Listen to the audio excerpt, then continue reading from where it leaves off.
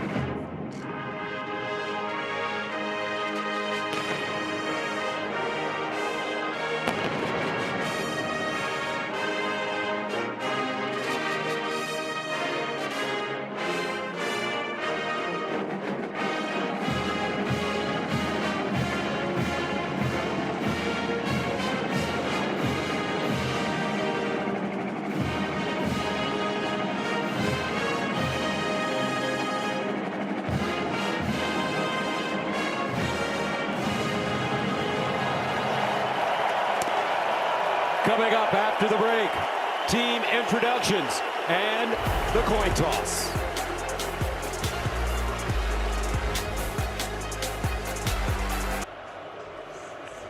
Welcome back to the 2025 Big Ten Championship game.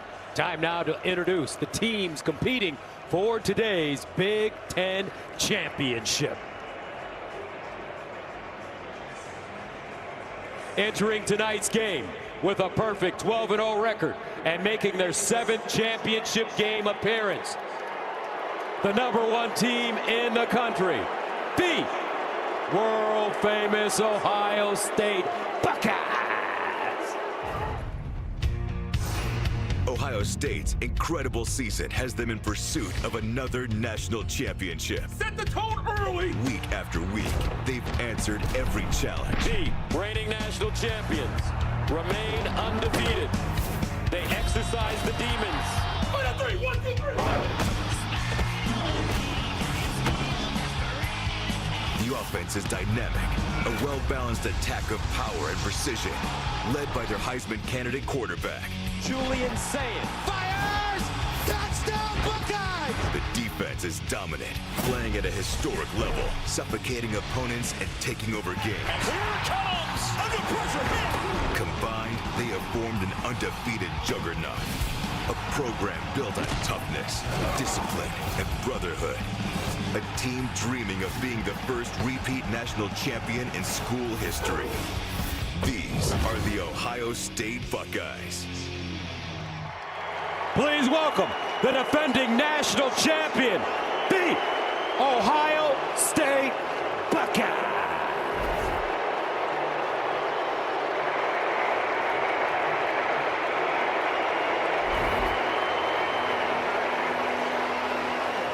Undefeated, unshaken, and for the first time in school history, playing in the Big Ten Championship, the #2 ranked team in America, the Indiana Hoosiers.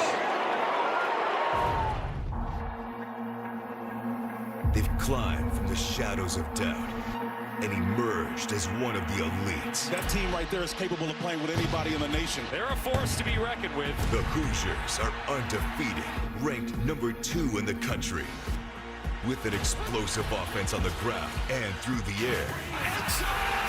Touchdown, Indiana. What a catch. Led by Heisman Trophy candidate Fernando Mendoza. Touchdown! Wow! Unbelievable! Give it the Heisman Trophy now! A gritty defense that's relentless and suffocating. They come at you in waves. The time is now to level up, to make history, and bring a Big Ten crown to Bloomington. Oh my goodness! Wow! These are your Indiana Hoosiers. Hoosier Nation, make some noise for your Indiana Hoosiers!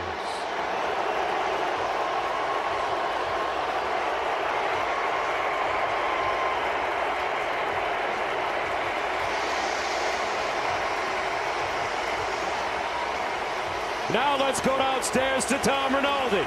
Gus, thanks a lot. Ryan, by any metric, this is the best quarterback you will have faced this season. What do you most need to do defensively to disrupt Mendoza? Well, anytime you're looking to stop a quarterback, you got to do it by pass rush or disrupting the pass routes. So that'll be important, but we also, don't want them to have balance. So you got to stop the run. That's the first thing. Then you got to get pass rush and you get your hands on some balls. Your sense of the emotional temperature of your group coming out?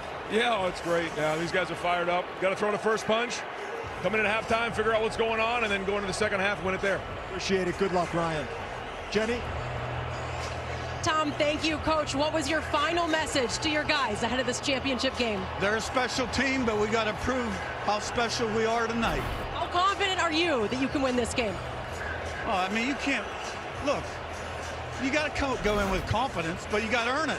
Everything in football is earned, one play at a time. Thank you.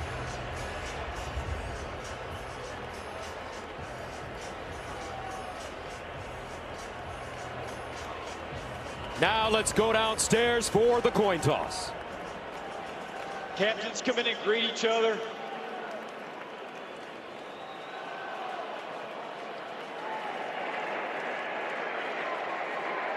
Indiana's been designated as the visitor on this game, so I'll have you call the toss. You repeat his call. This will be the coin tonight. Both helmets for Indiana and Ohio State is heads. The Big Ten logo is tails. What's your call? What did he call? He called tails. We're going to let it hit the ground. It's a head.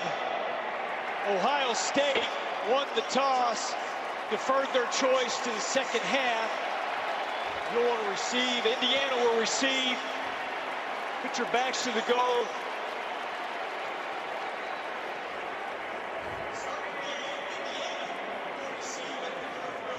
Time for today's game countdown, sponsored by Progressive. We'll have the kickoff of the 2025 Big Ten Championship on the other side of the... You can chart this moment on a map if you want. Draw a line from Columbus to Bloomington. Two programs that appear to be reflections of each other. Scarlet, Crimson, 1, 2, 12, and O. But that's too short a drive for too big a story. See, this is an American epic. Big versus small, champion versus challenger. There's something to prove every time we step on the field. Pressure is a privilege. Down one road, the center of the college football universe. A program carved in stone. The standard is excellence here, winning championships. Down the other, we've risen to a level that no one thought IU football could reach. A legacy built in a different church. That is, until he stepped on campus.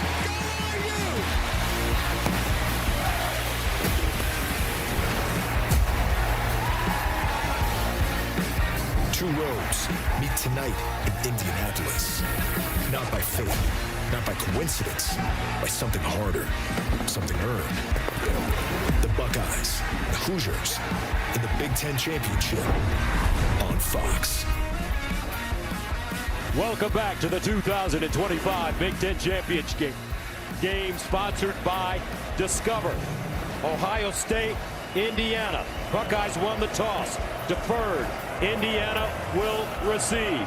Sellout crowd in attendance. Buckeyes, Hoosiers, and here we go.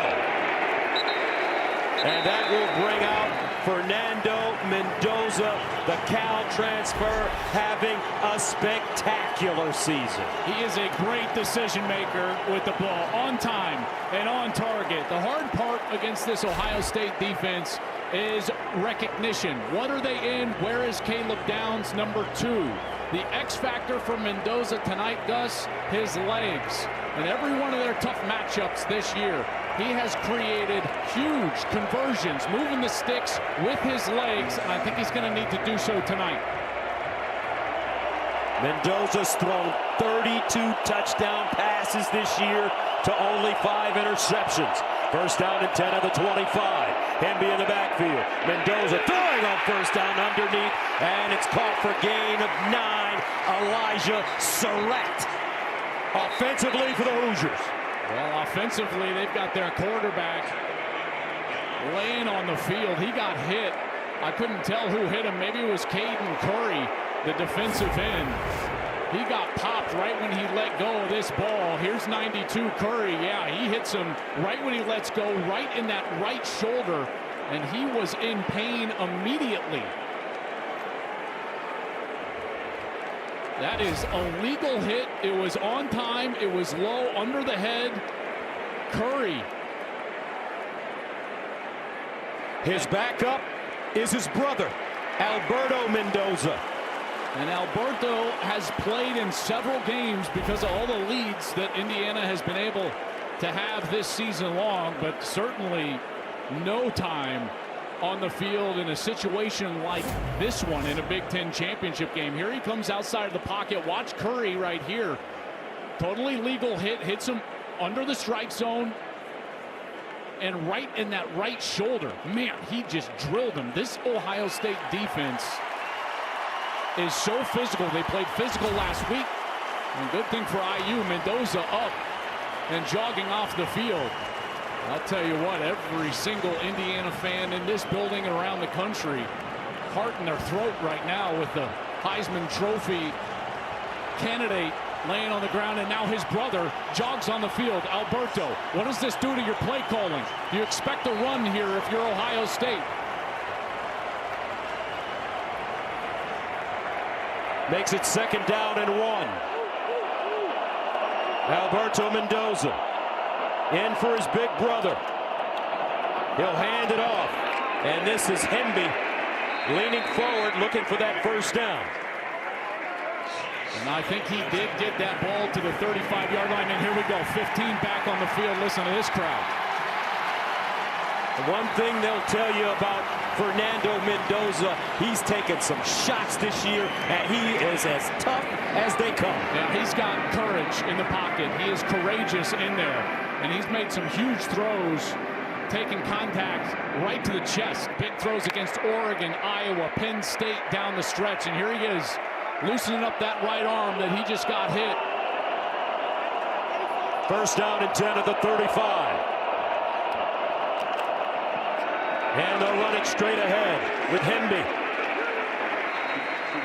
That's a gain of 3. Let's take a look now at the Indiana offense. Drew Evans, their left guard, back in the lineup. He's missed several games, so he's back in there. That's good for Indiana. Pat Coogan's got a huge matchup against Caden McDonald in the interior. On the outside, it's about Elijah Surratt and Omar Cooper. These two guys are elite, but make no mistake about it, Indiana wants to run the football and establish that run. Roman Hemby in the backfield. They'll give it to Hemby again, running right this time with the lane as he crosses the line of scrimmage and is gobbled up by Sonny Styles defensively for the Ohio State Buckeyes. This is simply the best unit in all of college football. They're going to have 4 first-round draft picks right down the middle of this defense. Caden McDonald up front, the nose tackle. He's excellent. Arvell Reese, number 8. He might be the top player in the NFL draft next spring. And there's Caleb Downs, the brains of this operation, maybe the smartest player on the field at any time.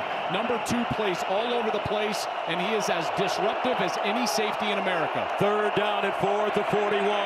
Mendoza to throw it with time. Bounces out. Mendoza wants to run it. Dumps it down. Nice play. Improvisation.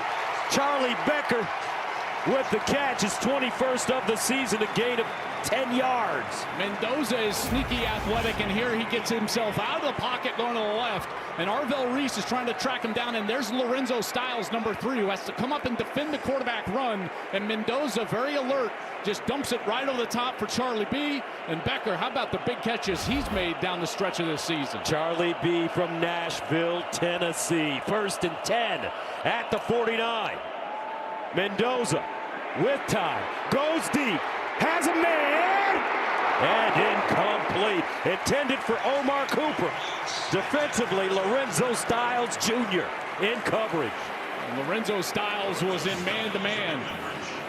Cooper likes to line up in the slot. Here's the coverage down the field, and he has a chance at this ball, just a hair underthrown. You see Styles just getting right in between his arms, and Cooper can't come up with it.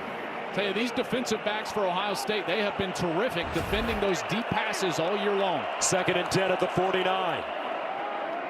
Ground attack, this time Black. And the big question, can Indiana run the ball on this Ohio State defense? This offense is predicated on establishing the run game early. And everything comes off of that because they're so good in the RPO, the run-pass option. Mendoza makes great decisions, but they've got to establish the run. And here in a long 3rd down, Gus, probably not the spot for a run unless they feel like they're in 4-down territory across the 50. 3rd down and 7 at the 46. Opening series for Indiana. Mendoza to let it fly. Steps up in the pocket and trouble and goes down. Guess who? Caden Curry again. his 10th sack of the season to lead the Buckeyes. And he's from, guess where? Greenwood, Indiana. I tell you what, a start for Caden Curry in this game. He's just going to beat the right tackle right around the edge. That's Zin Maholski, the Ohio State transfer, didn't want to hold. Curry is so explosive here in his first year as a starter, and he has been so productive for Ohio State. Like you said, now 10 sacks on the year. Mitch McCarthy to punt it away. Brandon Inniss is the deep man for the Buckeyes. And he's got it at the 11-yard line. And that will bring out a young phenom, Julian Sayin from Carl. The Big Ten Championship on Fox is sponsored by Discover. It pays to discover. Welcome back, folks. Ohio State on offense for the first time. That brings on Julian Sayin. He is the most efficient quarterback in the country, and Tom touched on that poise after throwing that interception. His second passing attempt of the game last week at Michigan on the road, snow flying. He came out. He was 19 for his next 24 to finish that game. Ryan Day knows that he has a great game manager, but it's more than that. Quick release, hyper accurate. I tell you, Indiana has their hands full against this passing game here tonight. Leads the nation in completion percentage at 79%. Buckeyes start from their own 12-yard line. Sayin out of the gun. He'll fire. Jeremiah Smith with the catch on first down, and he'll pick up a first down as he gains 13 offensively for Ohio State. You know, when I look at this offense, they just have answers everywhere. They've been able to run the football here in the back half of the year. They've been very good at that with Bo Jackson emerging 3 straight 100-yard games. This offensive line protects extremely well, and then they've got the 2 stars on the outside. You have to ask yourself as a defense, who do I take away? You can stop the run, fine. Tate and Smith are on the outside. Again, answers everywhere for the Buckeyes. First down to the 25. Here's Sayin to throw it again. Skips around, looks backside, and just fires this one out of play. Defensively for Indiana. Yeah, this is really the lost unit in this game. You know, no one talks about Indiana defensively, but this is one of the best defenses in America. They've given up just under 11 points per game. That's second in the country to Ohio State. They've got first-team all-conference players at each level. Tyreek Tucker up front, Aiden Fisher, the brain of the operation at middle linebacker, D'Angelo Pons, number 5, one of the great corners in college football and in the Big Ten, and he's going to have a heck of a matchup against his former high school teammate, Jeremiah Smith. On second down, they give it to Bo Jackson. And the freshman sensation will pick up positive yardage. Lewis Moore and D'Angelo Pons combining on the 4-yard gain. When you get to third down, Ohio State will know that you've got to beat zone defense. Indiana runs more zone coverage than anybody in America. And they are technicians. Carnell Tate, number 17, as good as anybody against zone. And in particular, when they get into a bunch set like this up at the top, watch for them to clear out, get number 17 right at the sticks to hook up for a first down. They love to run. Third down and 6 at the 29. C.J. Donaldson in the backfield at running back. Here's Sayin over the middle and intercepted. Lewis Moore. Indiana has the football. Reminiscent of last week for Ohio State. Well, I think he's fooled here. He thinks that this is a half safety over Smith, but Lewis Moore actually goes to his left, and then he's able to drop down on this right. Brandon Inniss trying to get that first down, and Lewis Moore now his 6th interception on the year. He has been outstanding. His eyes were in the backfield the whole time. Gets a little bit of a tip as he defends the ball, and it bounces right to him. And now Indiana, great field position inside the 25-yard line.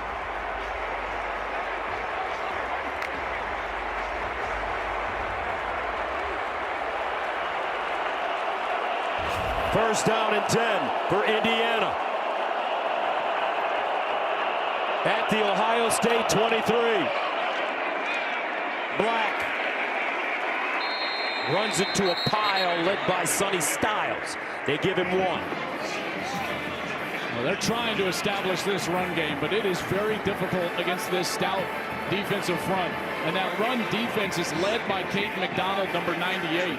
They've got those fast linebackers behind them, Sonny Styles and Arvell Reese. But big 98, he is 326 pounds, and the key, the anchor to the run defense. He lines up generally right over the center. Pat Coogan transferred in from Notre Dame. He's got his hands full. 2nd down and 9 at the 22. Mendoza sideline throw on the money to Surratt.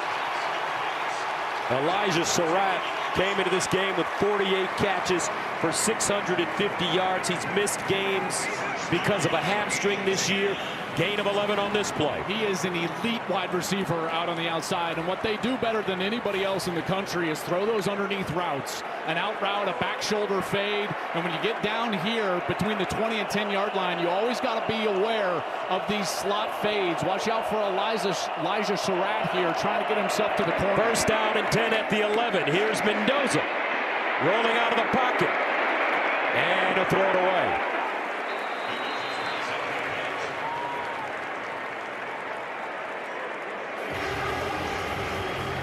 Look who's chasing him down. How about Curry is just playing his absolute lights out. I tell you, this is a guy that is just energy on the field, getting pressure.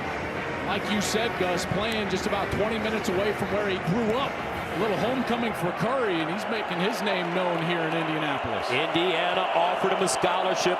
He chose to head to Columbus. 2nd and 10 at the 11. Here's the running game with Hemby and Ohio State ready for it. No gain on the play. And these running backs are mirror images of each other. Hemby and Black, about the same size, same running style. It's going to be rough for him, though, today. And Curt Cignetti knows it. Yeah, it will. And this red zone defense is such a key for both of these teams, but certainly Ohio State. After the interception last week against Michigan, they helped Michigan to a field goal, trying to get off the field here on 3rd down and force a field goal opportunity for Indiana. 3rd down and 10 at the 11. Mendoza looking underneath, deflected, incomplete.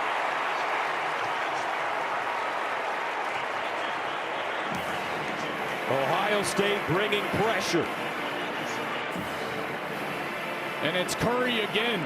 He spins. He doesn't get the pressure all the way to the quarterback, but watch as he's able to spin around and get his hands in the air, and he bats that ball down, and it fell to the feet of the intended target, and they'll settle for a field goal. This one from 29 yards away for Nico Radicic. Got it up and good. Indiana on the board first.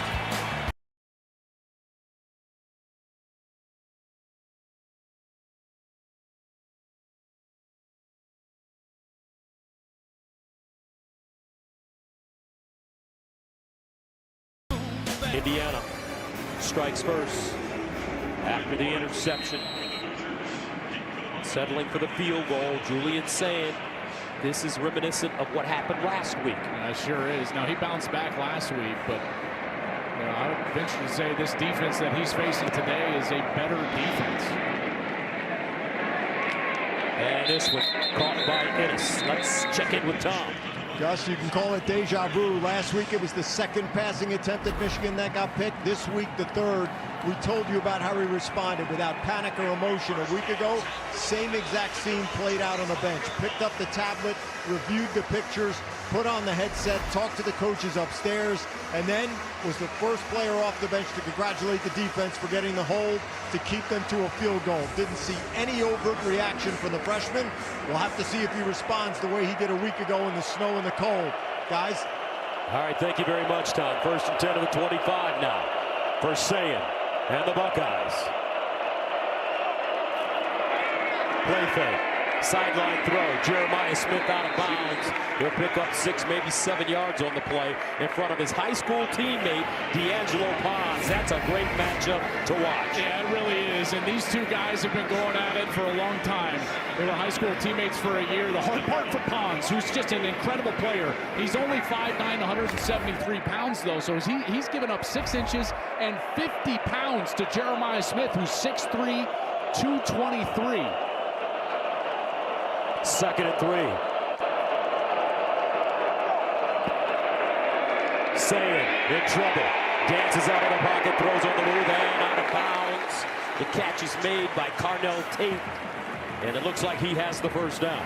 And one of the things this defensive front does such a good job of is create pressure, and they're very elusive, tough to block. And here's Shabola, the right guard, 77. He gets an inside move by Stephen Daly, and Daly was right in the face of Julian Sayin, who had to get out of the pocket and find his wide receiver Tate, who catches it for a first down. First down from the 37. Jackson, the single setback. Sayin steps into his throw over the middle, caught Jeremiah Smith. That's another first down. So the game plan looks pretty simple so far, Joel, for Ohio State.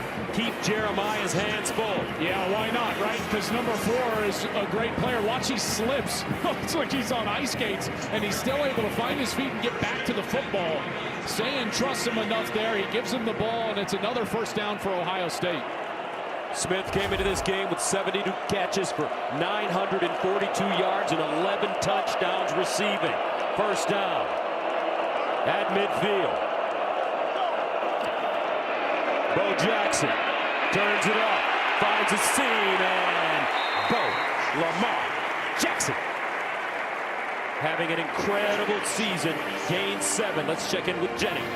Well, we love the dynamic between D'Angelo Pons and Jeremiah Smith. I was with Pons earlier this week, and of course he talked to me about those high school days, and he said, yeah, I might be a bit smaller than Jeremiah, but I always knew I could compete because of what I did in high school. The two are close. They actually trained a little bit together this summer. I asked him if he'd reach out to Jeremiah this week. He said, absolutely not. We'll talk after this one. Meanwhile, the Indiana defense comes up with a tackle for a loss of 2 yards. That'll make it 3rd down and 5 at the 46 for Ohio State. Big opportunity here for Indiana to get off the field.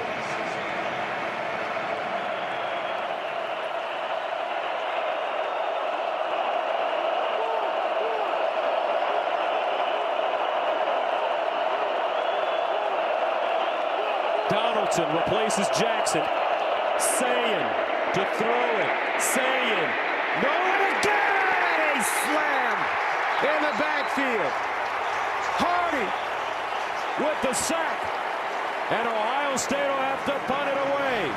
Elijah Hardy, the sophomore from Lakeland, Florida. He had a wide open Brandon Inniss right down the middle of the field, but because he had to scoot up in the pocket, he took his eyes down, didn't get there, and then there's Elijah Hardy. And Hardy, 7 sacks coming into this game. That's his 8th on the year. Joe McGuire punts it away from the 35. Jonathan Brady is a deep man, and he has it at the 10.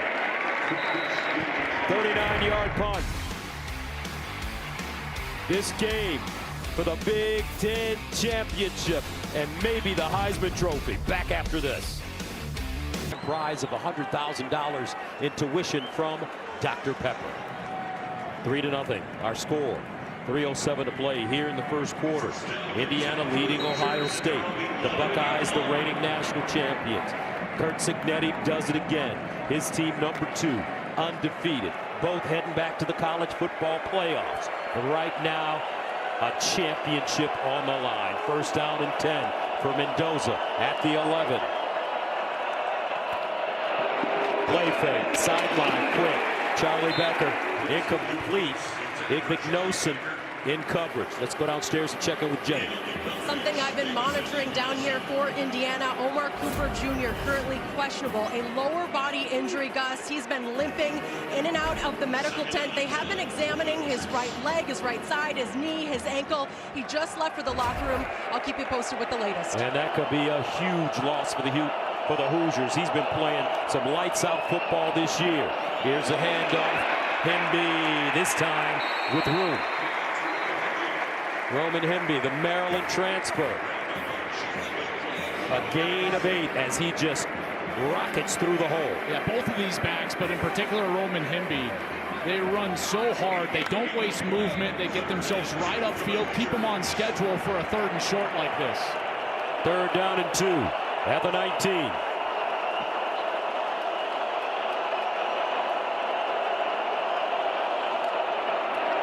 Mendoza, quarterback run, and he'll pick up the first down and more.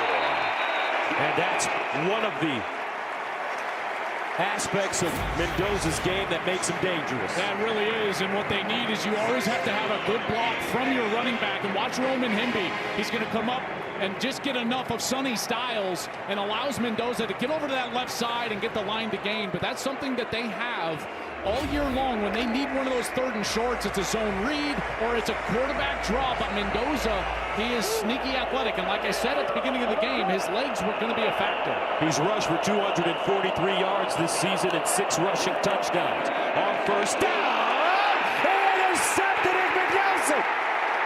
Sonny Styles make that Lorenzo Styles blew up the play. And Abe Ignosin has his 2nd interception in 2 weeks. Well, watch Lorenzo Styles, number 3. He reads it perfectly. He goes in there, he makes contact, and Abe Ignosin is there off of the tip. Both quarterbacks now throwing interceptions, providing short fields for their offense. Buckeyes on. Welcome back to Indianapolis. Curt Cignetti wanted a defensive pass interference on that last play because Lorenzo Styles definitely contacted Surratt before the ball arrived. But here's the thing. When you're behind the line of scrimmage, it doesn't count. You can contact the intended receiver before the ball arrives. So heads up play from Lorenzo Styles. Knew he could do that. He contacts Surratt. Turnover, Ohio State. Buckeyes now have the football at the Indiana 25. First down, and they hand it off to Bo Jackson. And Jackson tumbles forward, flags on the play.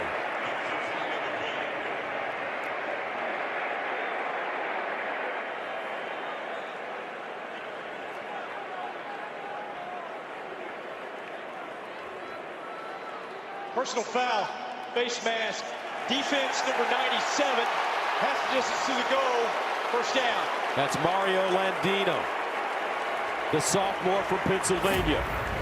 Well, here's the ump cam. This is the official that actually threw the flag, and Landino is right in the middle of your screen, and you can see he reaches back with the right hand and just gets enough of Bo Jackson's face mask, and that's when the flag comes out. He was working against Will Kazmarek, the tight end number 89. Gus, watching the film last week of Ohio State's win over Michigan, Will Kazmarek, number 89, was a devastating blocker. Had one of the great games I've ever seen from a tight end blocking, and again right there with the block on Landino. First down and goal at the 8 for Ohio State. Out of the offset eye. Jackson. And Jackson is taken down. Jeff Utzinger lassos him, but there's another flag.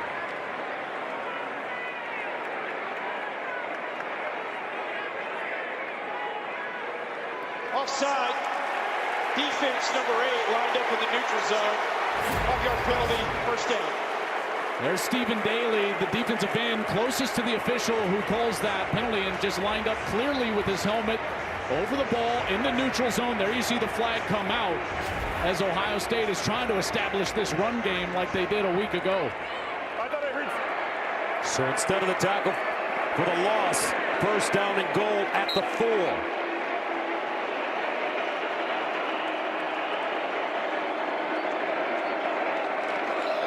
Sayin, looking, throws it up high and out of bounds.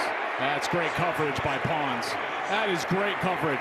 They're trying to get the one-on-one on the outside. There's not many corners in America that want that responsibility, but you know number 5 does. There's the man-to-man that we've got going out on the edge, and you can see Pons knows he wants to get to the corner and just doesn't allow it. When I talk with Brian Haynes, the defensive coordinator, he says D'Angelo Pons is one of the smartest players he's ever had, and he reads the split of the wide receiver, how wide they're split out there, and he understands the route that they want to run before they run it. Second down and goal at the 4. Jackson remains in at running back.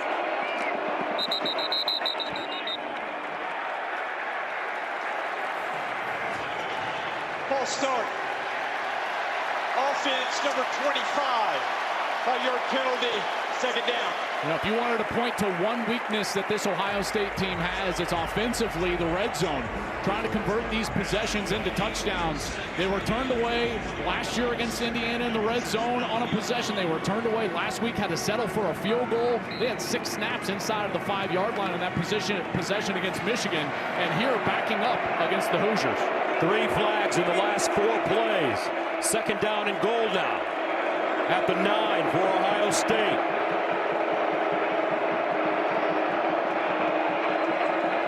Sayin looking, Sayin in trouble, scrambles, throws, touchdown! Tater, home run hitter, Carnell Tate.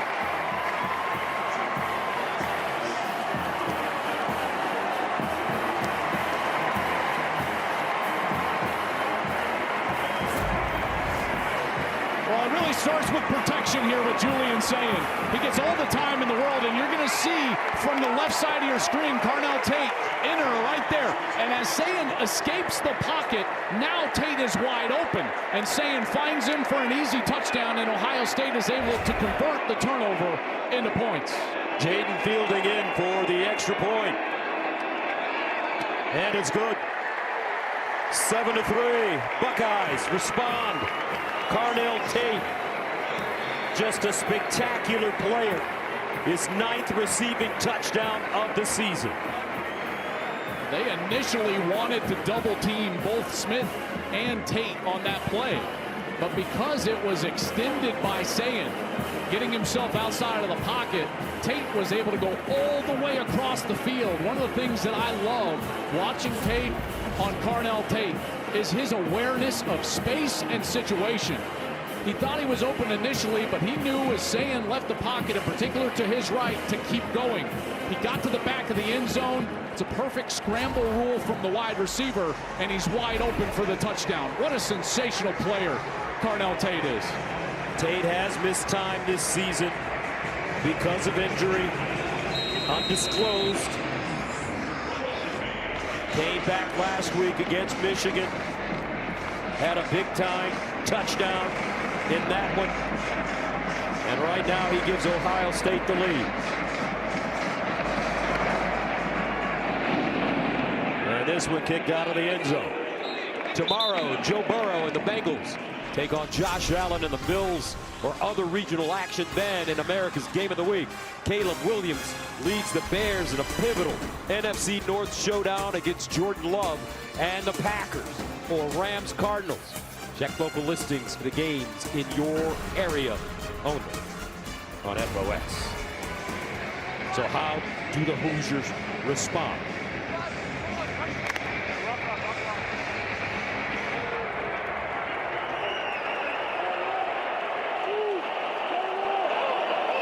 From the 25, first down.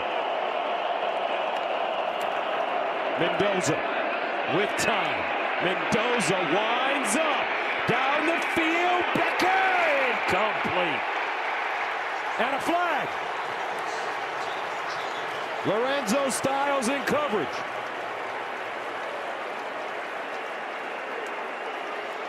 Pass interference. Defense, number 3, 15-yard penalty. First down. Charlie Becker is so dangerous down the field. He's 6'4", 209. And here Styles comes in. You can see that arm. And he's just getting too much contact, not allowing Becker to go back up and receive that ball. There's the restriction right there. That was right in front of the far official, the one who threw the flag, and it's 15 free yards for Indiana. So now first down at the 40 for the Hoosiers. Black turns it up. Nice cut. Black high stepping. Black out of bounds. Indiana toting the rock. Gain of 37. This is exactly the way that Michigan attacked in the run game against Ohio State. Tight end into the short side of the field, pulling extra linemen over that direction. And Ohio State was hurt by a couple of long runs early in that game. Indiana gets right back to it. What they see on film, they were able to get Drew Evans with an excellent block in there, number 62. Time winding down to the first quarter. And they get it off. Black again. And maybe a yard.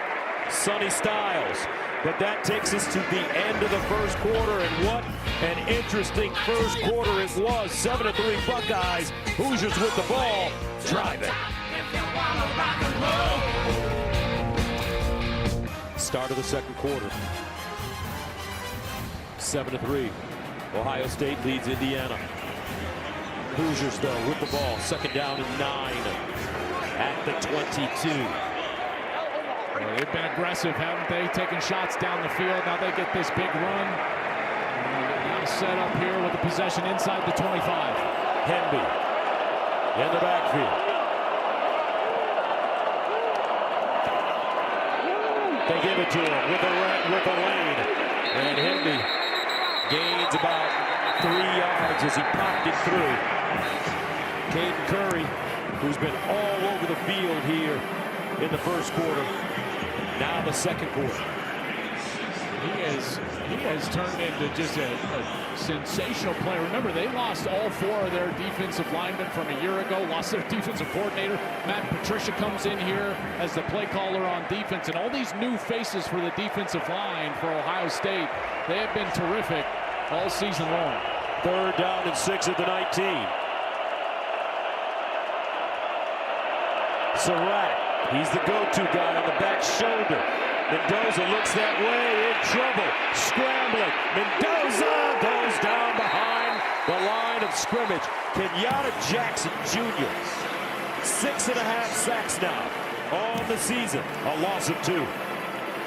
That's just great coverage from Ohio State, and now twice Indiana has had the ball down inside the 25-yard line, and Ohio State has turned him away. He's got his eyes over to the left. Surratt can't come open. There's double coverage over on Charlie Becker on the other side. Look at the great coverage on this side. That's where he wanted to go first, Nowakowski. Surratt's getting locked up by Igbinosun, and they've got to settle for another field goal. So Radicic, the kicker of the year in the Big Ten Conference, 14 of 14 on the season. He's been good from 29, this one from 40, and he missed it. First miss of the year. The score remains 7-3. Ohio State. Jackson getting to the quarterback. Ryan Day says, that's what I'm talking about. Sponsored by Pacific Life, building confident futures. For nearly 160 years, both quarterbacks have thrown an interception here, but Ohio State is the offense that was able to capitalize. They put it in the end zone. Indiana had to settle for a field goal, and then Radicic, who was the Big Ten kicker of the year, just had an attempt that just missed to the left, and we have a 7-3 ball game here in Indianapolis. First down to the 22 for Ohio State. Isaiah West checks in the game and running back. He'll go straight ahead. The freshman from Philadelphia, Hardy, stands him up after he gains 3. Now, one of the things that Indiana loves to do, in particular on first down, is they give you this too high shell, but then they allow Pons to be single covered, and they move this direction. And it's that style of disguise that has given Julian Sayin a bit of trouble here tonight. They play heavy zone coverage, almost exclusively zone. And there's been several times where Sayin has held the football, not necessarily understanding where they're rolling to in coverage. 2nd and 6 at the 26. Sayin on the play fake. Sayin down the field. Smith! Jeremiah! At the 20! And chopped down Jeremiah Smith. 51 yards, but a flag. And the flags are back in the backfield. The Ohio State offensive linemen staying back there. And now they're jogging down the field. This one might be Indiana. Illegal helmet contact, hands to the face. Defense, number 6. Half the distance to the goal. First down. That's Kamara. Kamara, there's that hand way up in the face. That's a good call. Luke Montgomery, number 51. He puts his hands up. Here's the route. One-on-one, man. This is just tough. Look at the head of steam that Jeremiah Smith had. Again, he's got 50 pounds on Pons. He runs right through him. Sayin just a touch underthrown, but a big pass down the field. to the best wide receiver in college football, Ryan Day, loving it. Smith already 4 catches for 84 yards. That one for 52. 1st and 10 at the 11. Jackson, the deep man in the I formation. They give it to him. And he'll lower his head. Stopped by Hardy. 2-yard pickup. Yeah, these red zone possessions are so important. Ohio State capitalized the last time they were down here, and we've seen Indiana have a couple of possessions where they're in the scoring territory, have to settle for field goals here. You cannot settle for field goals. Curt Cignetti knows that. Ryan Day knows that. This offense is going to have to find the matchup that is most advantageous for them. Right now, Smith, top of your screen, does not look like they have help over there for Jamari Sharp, the corner, number 22. And Tate is at the bottom of your screen. 2nd and 8. The handoff to Jackson. And Jackson held up. Nicely done. As Farrell, the safety, comes up and brings him down. Really nice play from Amari Farrell in there from his safety position. Came up, physical stop on Bo Jackson, and a huge 3rd down here for Indiana defensively. 3rd down and 7. From the 7.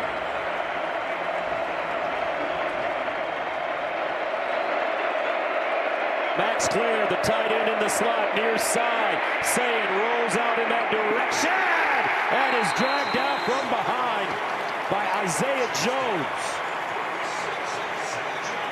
A loss of 4. He's going to get pressure over here from his left side, and the offensive line never slides far enough. So Sayin thinks he's protected. He leaks out to the right side, and Isaiah Jones in there, and that's his 6th sack of the year. Beautiful job dialing up the pressure from Brian Haynes, the defensive coordinator, and getting off the field. 4th down. Jaden Fielding, who's had a great season, 15 of 17 on the year with a log of 49. This one from 30 yards away.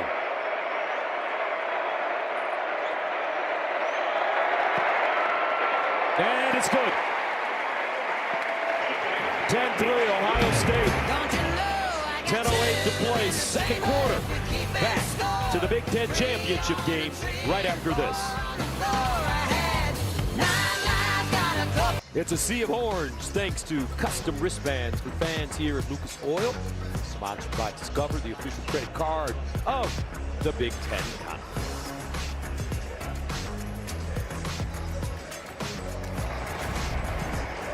Ten to 3, Ohio State. 10:08 to play, 2nd quarter.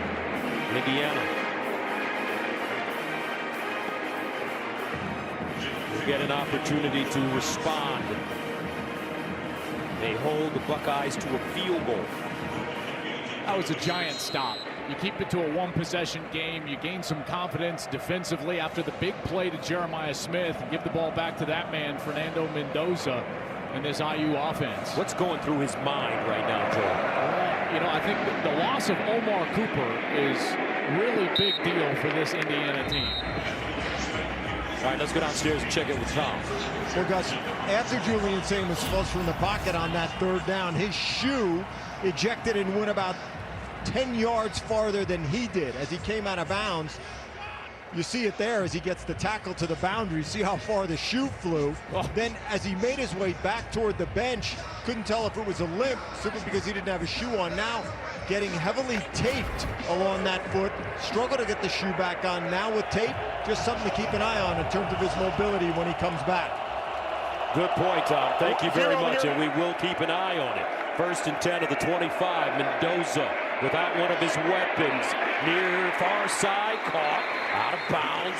Great catch this time. Jonathan Brady. Yeah. Jonathan Brady is a guy that's going to have to step up. Only 12 catches on the whole year. But here he's working in the slot. That's where Omar Cooper was primarily used, was in the slot. And so Brady, who transferred in from Cal with Fernando Mendoza, comes in here. They were teammates back in Berkeley, and now after only 12 catches on the season, he's going to be asked to play a big role in tonight's game. 1st down to 10 of the 39. Mendoza to throw it again. Rolls out of the pocket. Incomplete, but there is a flag.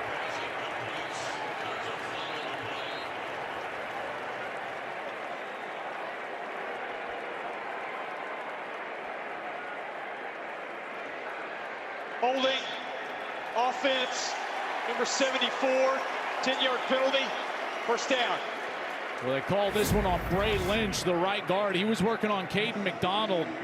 And McDonald had a free run here, and you just see that jersey just get tugged right there. I thought it was more of a slip from McDonald than an outward hold. The Indiana fans reacting here do not like the call. Right guard Bray Lynch, he's been rotating a little bit. Drew Evans comes back. Johnny, number 72, into the ball game. First down and 20. Mendoza, delayed handoff. Hemby. And Roman Hemby. They give him 7 yards on the play. You know, without Omar Cooper, Ohio State is going to be able to focus a lot of their pass defense on number 13, Elijah Surratt. You know, particularly when you get in these long yardage situations, we'll see how this defensive backfield wants to attack and cover number 13. Second down and 13 at the Indiana 36. Mendoza goes through his progressions, pops it out to Hemby, his running back. Hemby showing some very solid hands. Another 7-yard gain. I'll tell you, those 2 snaps, they don't look like much, but after they were behind the chains severely because of that holding call, now a couple of small completions don't look like much, but what does it produce? A third and manageable. Here and now, 3rd and 6, Gus. You've got everything at your disposal, including, watch out for, as they spread you out, Fernando Mendoza and his legs. 3rd down, 6 at the 43.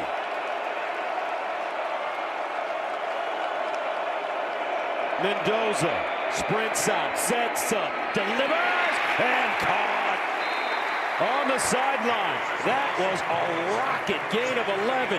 Charlie B from Nashville, Tennessee. Yeah, this is a terrific route by Charlie Becker. He's working against Devin Sanchez, number 6, the true freshman. Look at him just gain some space right there. A little bit of a push off, but gains the space, and he's able to get that ball and then keep it away from the defender through contact and a first down. After the holding call, really good execution from Mendoza in that passing game to come all the way back and create a first down. First down and 10 of the 47.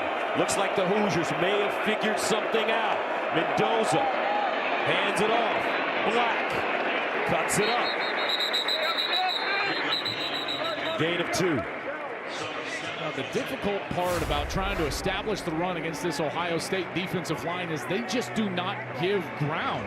It's so difficult to push them back, get the double teams up to the linebackers, mainly because of that guy, number 98. But it's what makes this run defense go.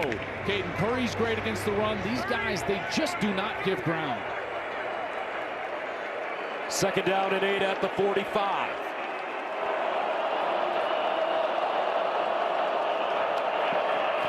High snap, handle, far side throw, nicely done, Brady. Now remember, Omar Cooper's out. He's been a star for them. But Jonathan Brady, as you mentioned, he played with Mendoza at Cal. There's a familiarity. And that was just a run pass option right there. Good decision by Mendoza. 3rd and 2. Mendoza to throw it again. Scrambles. And incomplete. Out of bounds. Sonny Styles with pressure. Well, I think this is 4-down territory here for Indiana. Got 3rd and short. Ohio State wanted a hold on that last play. Did not get it as Kenyatta Jackson was in the backfield. But here we go. 4th down, Indiana staying on the field. Indiana on the season, 7 for 15 on 4th down conversions. They need 2. Black in the backfield.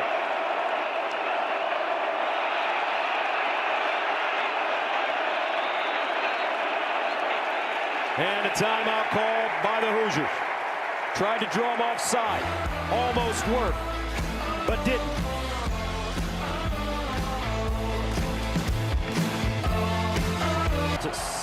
of the University of Maryland.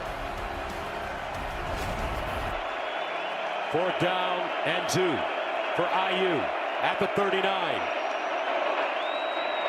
Mendoza pulls it out under pressure, gets it off and finds his tight end. Riley Nowakowski picks up the 1st down. A gain of 9 on 4th and 2. This is a great little route. Watch Nowakowski. He's going to come from the left side of the offense and just slip right past the defensive end Curry. Arvell Reese, who's got to be in there for run defense, cannot catch up. Mendoza, while he's getting hit, delivers a dime, and Indiana moves the chains. Nice little sidearm action there from Mendoza. 1st down and 10 at the 30. Under 6 minutes to play in the 1st half.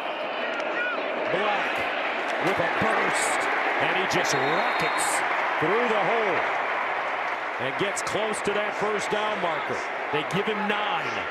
This is the same formation that Michigan was using. Tight end into the short side of the field, and it allows them to get those down blocks and get to the linebacker. And they'll run it once again. Black breaking tackles. Prior to that run, 6 carries, 53 yards for Black, averaging close to 9 yards per carry. He just got 1. Styles takes him down. But he moves the chains, and now another one of these red zone possessions. Indiana has had the ball 3 times down in this area. Gus, they've settled for 2 field goals, missed 1 of them.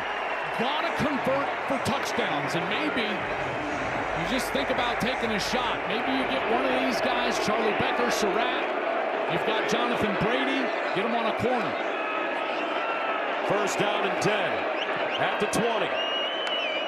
Mendoza, quarterback run, bottled up and goes down. That's because Kenyatta Jackson got a piece. And that's his 2nd sack of the game. This man hasn't been talked about as much as the others, but he's having a terrific year. Watch 97. He just goes inside, gets skinny, and then he gets that penetration all the way back into the backfield, and Mendoza just can't keep his feet. You know, Kenyatta doesn't even actually get a piece of Mendoza. It looks like he just trips over his own lineman there, but certainly disrupted by big 97. 2nd down and 12 at the 22. Hemby in the game at running back now. Mendoza. And Mendoza goes down again. Curry with pressure.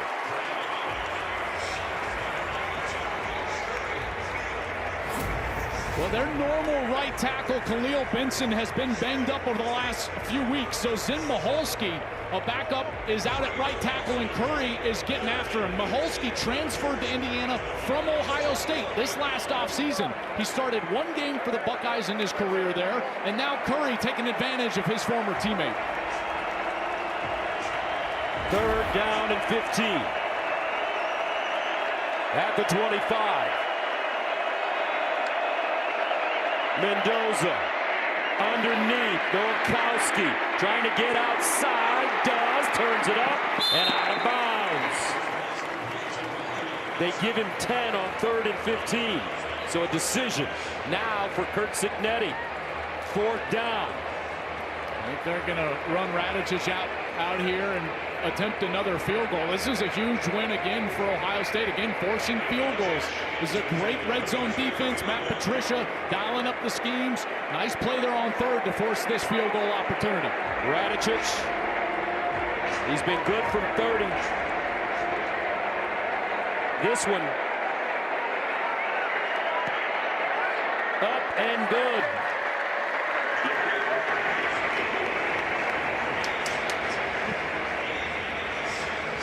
(10-6).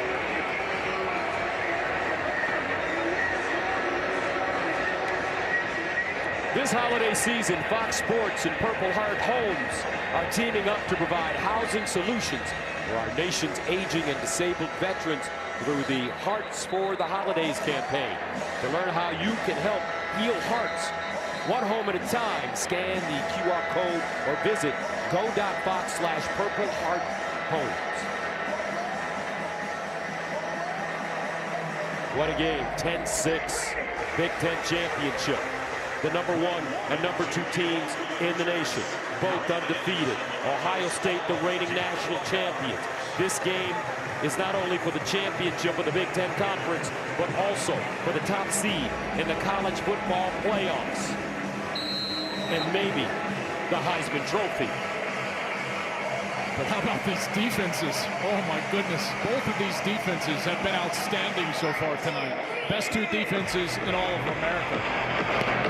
Indiana goes on a 14-play, 61-yard drive, eating up 7 minutes and 21 seconds. Indiana and Ohio State.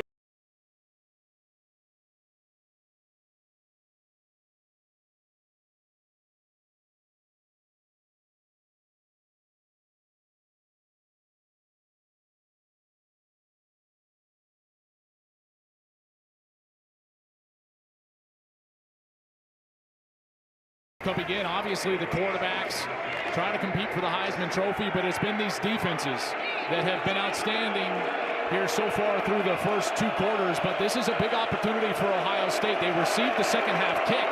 After halftime, a chance to double up here if they can get a score. First down from the 25, far side throw, nice catch. Carnell Tate.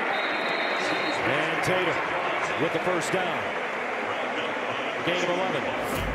Just don't know how you defend these two wide receivers. I know Ohio State wants to run the football, as they should, establish the run. But with the accuracy of Sayin and the ability of number 17, Carnell Tate, number 4, Jeremiah Smith, boy, it's tempting, in particular in a scenario like this, winding down towards 2 minutes, to really let these guys eat on the outside.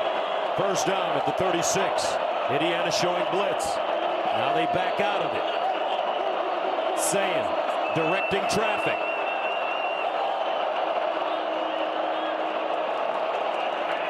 And that'll take us to the 2-minute timeout. 10-6 our score. Curt Cignetti, focused. Indiana, hopeful. Loss really shakes up the playoff conversation. Hey, Gus, do you believe in karma? I do. My name is Bennett, and I ain't in it. First and 10 at the 36 for the Buckeyes. Bo Jackson. And Bo Jackson hit hard. Elijah Hardy has been excellent. Gain of 4, though, for the freshman. Well, they don't have to move too quickly, but they're taking a lot of time here. 3 timeouts left, chance to double up, get a score. They were able to score late in that game against Michigan. In that second half, they'll receive the second half kick, like I said, so a big series here, but taking a lot of time now. 30 seconds just for that one first down play over the left side. Second down and 6 at the 40.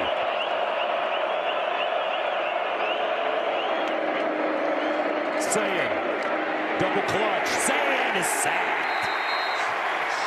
Isaiah Jones. A loss of 2. I don't know why they're not taking a timeout right here. He's trying to throw a quick screen over the right side. And you can tell he just double clutches because the coverage rolled over in that direction. Now he takes the sack. Now we're inside of a minute. They've got all 3 timeouts in their pocket. Don't know why they didn't take one there. Obviously didn't want to leave too much time if they're unable to convert, if they're forced to pump this one away. Third down and 8 at the 38. 40 seconds to go. Sayin. Sideline. Incomplete. And with 32 seconds remaining in the first half, Ohio State will send it off.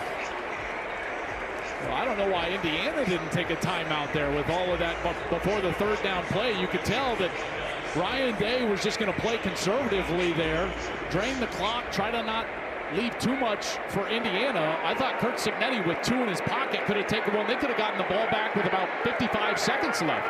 McGuire from the 24. Brady, the deep man, at the 20.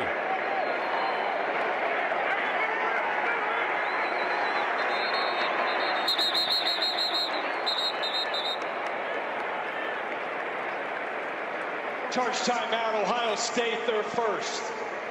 It's a 30-second timeout. So Ohio State calls timeout. Don't forget, folks, next Saturday, Fox Primetime Hoops returns with a bang. It's third-ranked Michigan battles against Maryland in a Big Ten showdown next Saturday at 8 Eastern.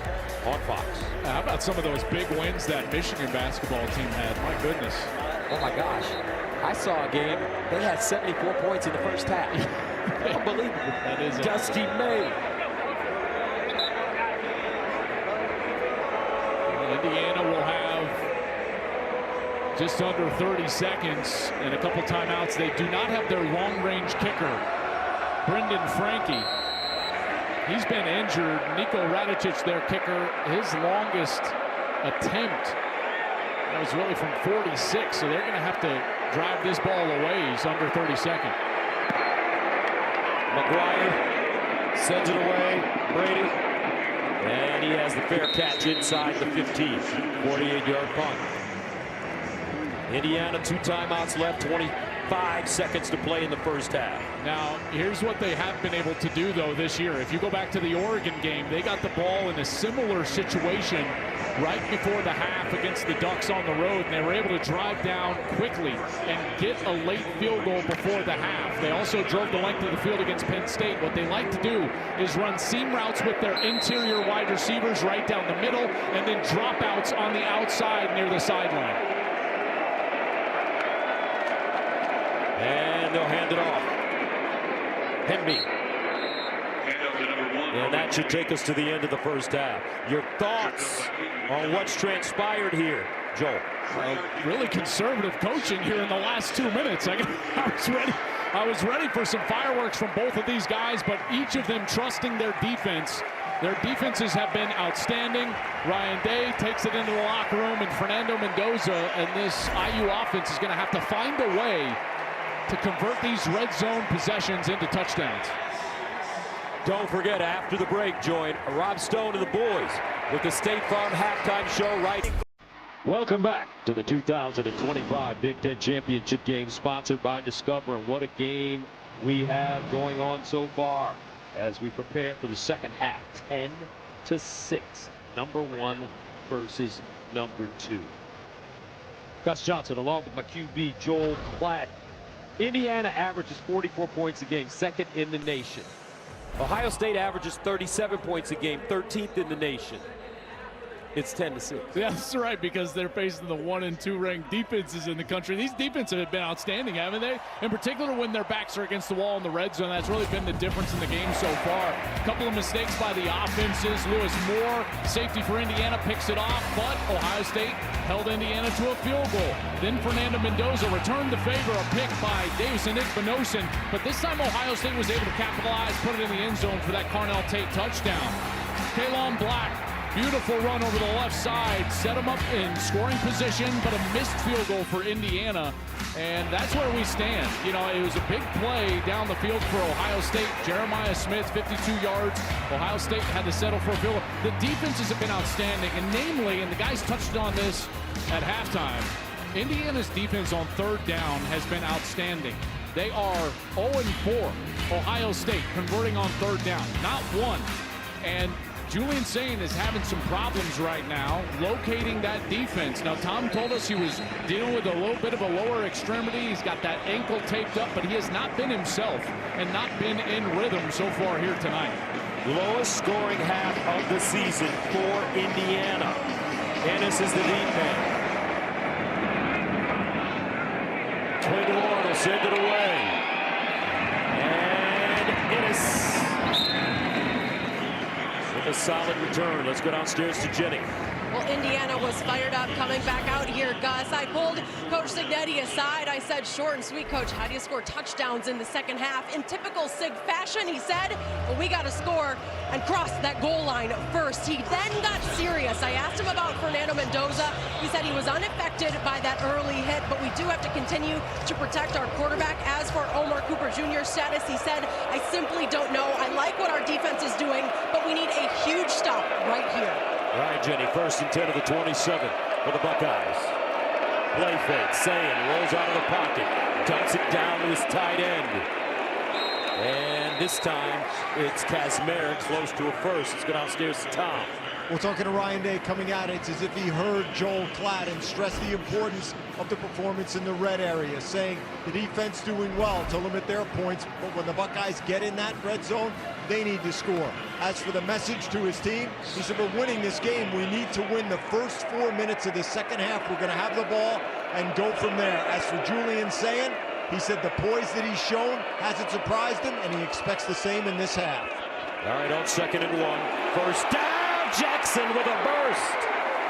Bo Jackson. On 2nd and 1, he gains 20. Jackson, 8 carries, 45 yards. Watch, they're going to pull around, and this is supposed to go to the left side, but Jackson sees the hole over here to the right side, and he's able to just wiggle through and get up onto that second level. Good vision from the young back who's got 6 games of 100 yards. That's the most of any true freshman in the country. He has come on strong here in the back half of the season. The state of Ohio's top-ranked running back in his class and 4th in the nation. First down and 10 at the 44. Sayin sprints out, sets up, looks and he get him again. Woo! Mario Landino shot out of a cannon. Loss of 6. Well, you're going to get pressure over here from this side, and Sayin is trying to get Smith right down the middle of the field, but the coverage in the back end was outstanding. There's Landino. He gets away from Shabola, and he gets the sack, but he's trying to get Jeremiah Smith right down the middle of the field, and you can tell he wants to let it go, but they rolled coverage. It was a really great design by Bryant Haynes, the defensive coordinator. Those are those plays that Ohio State loves to run near the middle of the field. Take the shot down the field to Jeremiah Smith, but Indiana was ready. 4th sack of the game for the Hoosiers. 2nd down and 15. Sayin under pressure again. Whoa! He breaks away and somehow gets rid of it. Unbelievable pressure by Stephen Daly. How did he get away from that? I have no idea how he got away from that. Now are they saying that he was in the grasp? No way. They're saying that they're going to say the forward progress was stopped? I mean, he's spinning around. How in the world do you call that progress? So they give him the sack. Stephen Daly. That's a loss of 12 yards. 3rd down and forever. 27. Boy, you might want to just hand this one off, try to throw a screen, something short. This defense is licking their chops. I don't think the first 3rd down conversion is going to happen here. Sayin he does drop it off. Donaldson. And a timeout was called by the Hoosiers. What? On 3rd and 27. Charge timeout, Indiana, for prior to the snap. Their first 30-second timeout. Holy cow. Man, wild sequence here the last couple of plays. I want to go back to that forward progress call, though. Mike Pereira is with us, our rules analyst. Mike, ruling forward progress there as he's spinning around in the grass. What did you think about that call, making it this long 3rd down? Yeah, I think when you have 2 players involved in that, you had one player with the grasp and then another player, you know, you look at that for a player safety thing, but when you watch it, you want to give these athletes time to break away. So, you know, it's a judgment call that he has to make. I'm like you. I wish he wouldn't have shut it down. I can tell you, it was not after the fact. You can see through the ump cam, our head referee, Ron Snodgrass, had his hand up. So he had that call immediately and stuck with it. Just surprised he blew it dead that quickly. 3rd down and 27. Opening series for Ohio State here in the second half. Sayin under pressure again, underneath Smith. And they drop him. A yard. Hardy again. It looks like the Indiana defense found a wrinkle during their halftime. Well, they've been doing this really all night, Gus, which is confusing Sayin. You know, he's not seeing the rotation of that zone defense in the back end. They're trying to get the shot to Smith. He's holding the ball in the pocket. Brian Haynes, the defensive coordinator for Indiana, has done a masterful job disguising coverages and making Julian Sayin hold the ball. A beautiful punt by Joe McGuire. 51 yards coming up. Indiana on offense after this. 10-6. Now Indiana's turn. You look at Fernando Mendoza. He's been beat up. Remember, Gus, how this started? Remember the first snap? Mendoza just got drilled by Curry. He was down on the turf. They've lost Omar Cooper in this game. First down and 10 at the 12. Hemby. They'll push the pile forward. And a 5-yard gain. Well, this is what I was talking about. First snap of the game. Bam!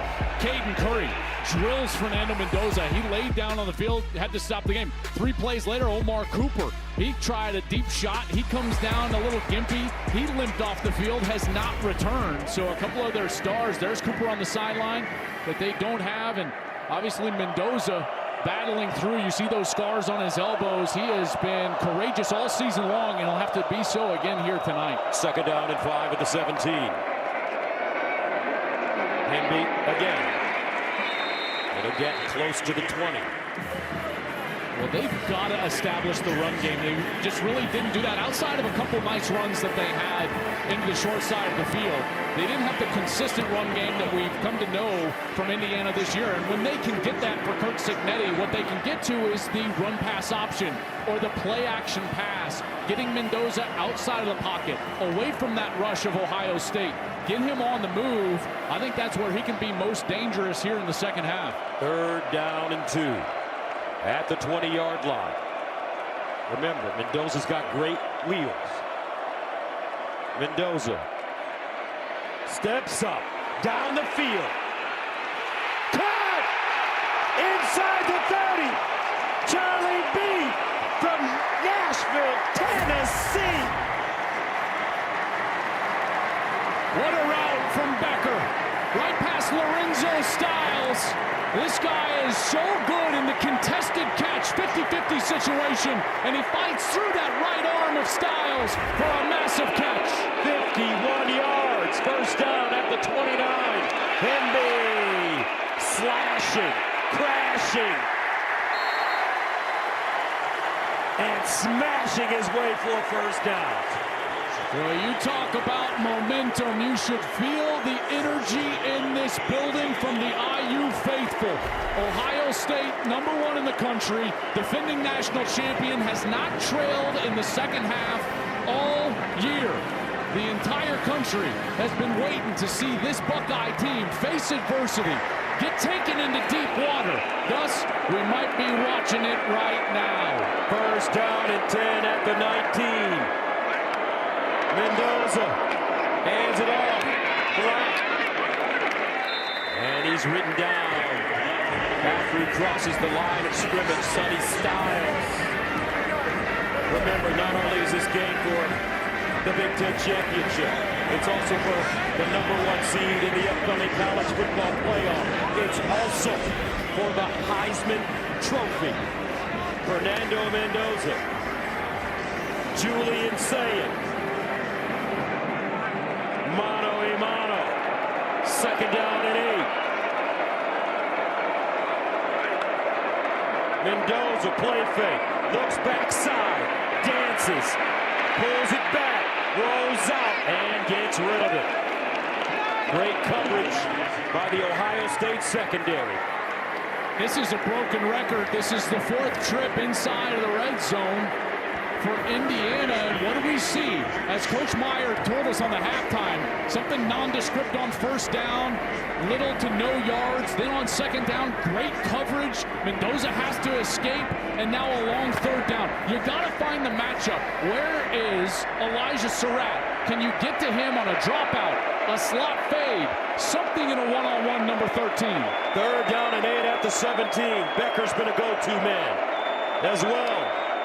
Mendoza, fade, Surratt, corner, touchdown, Indiana!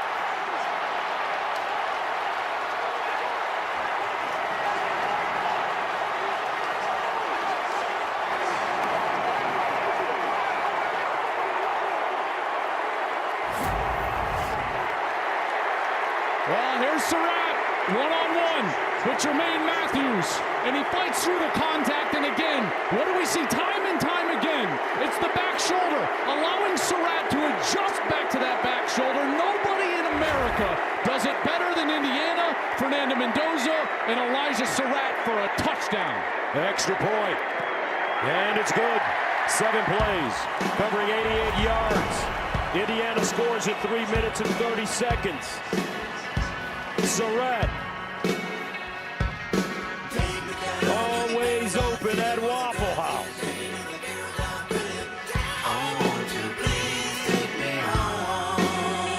And the stakes couldn't be higher. The Hoosiers are looking for their first Big Ten title since 1967, their first outright title since 1945. The winner of this game will get honored by CFP royalty, and it looks like Fernando Mendoza and Julian Sayin could be jousting for the Heisman Trophy. Well, I'll tell you what Mendoza does, and we've seen it all year long, is he comes up huge in the second half. And I know it's just the third quarter, but how about that drive? Deep down the field to Charlie Becker, a beautiful ball right down the middle of the field, and then just a terrific back shoulder fade route to Elijah Surratt for the touchdown. And that brings back on Julian Sayin. He was sacked just 6 times on the season coming into tonight. IU has put him down 5 times in this game. And this is what Indiana does. You think about their big matchups. They faced, at the time, a top 10 team at home, Illinois. They sacked Luke Altmaier 7 times in that game in a rout.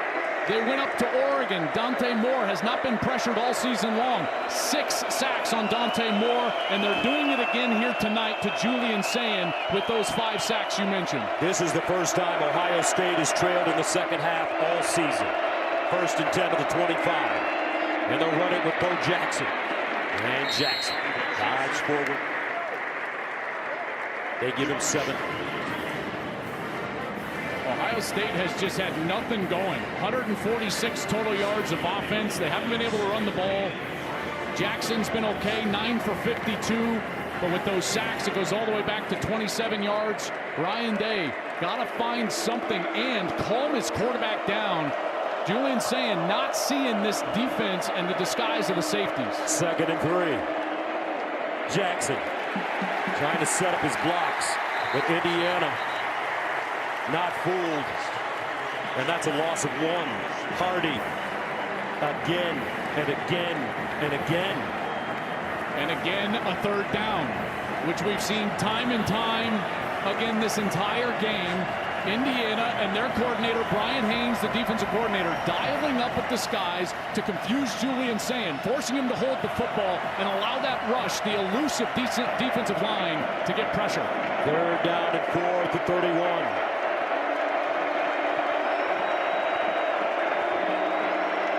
Sayin. And caught for 1st down. That's Brandon Ennis. Got beyond the 1st down marker and picks it up. But watch how fast these linebackers and the corner close, because Ennis is going to come up here and hook down. And if Sayin is not right on time, this is going to be an incompletion. And again, the timing of this game has been fast for Julian Sayin. Normally he's got time to throw, he can survey the field, but everything has been sped up. That was their first 3rd down conversion. 1st down at the 36 now. Sayin rolling out on the play fake, dumps it down his tight end, Max Clare. And Clare with a good route. And a gain of 20 yards. Okay, this was a really good play fake. Watch right here, you're going to fake this run here and watch him look back to the running back, and that gets the defense and specifically the linebackers to bite all the way to that direction. And as he gets outside of the pocket, Clare is wide open for an easy pitch and catch. 1st down from the 44 now. The handoff. West, nothing doing. Stood up by Tyreek Tucker. Now you might be wondering, what do they do up front to get all this pressure? Well, watch them twist in here, and it's just difficult, even against the rushing game. to try to stay on those blocks. They're slippery. When you talk with offensive coordinators around the league, they say, man, it's just tough to sustain your block against this Indiana defensive line because of how active they are with those twists and stunts. 2nd and 11. Sayin will throw it. Back shoulder. Jeremiah Smith.